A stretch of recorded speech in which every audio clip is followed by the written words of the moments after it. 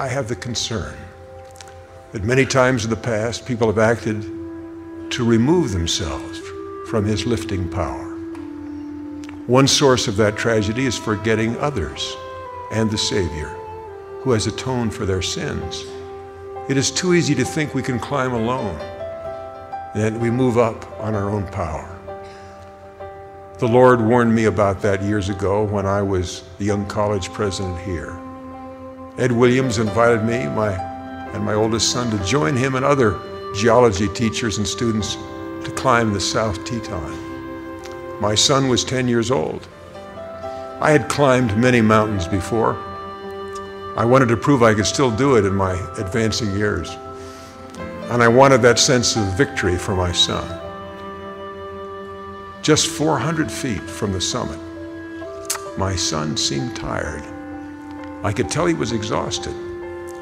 All my drive to succeed urged me upwards. But there was something about the spot where we stood on a sunlit place, which made me say to the others, "You go on to the summit. I will stay here with my son." It is years later that I have come to understand why that wait with my son for the others to come back from the summit was so satisfying, and why I had such a feeling of success when we reached the bottom after dark.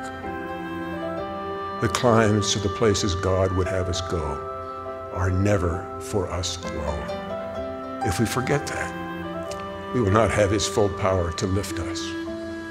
Somehow the Lord let me feel that day in the mountains that the summit for me was on that sunlit place where I could set up our little stove and share hot soup with my son.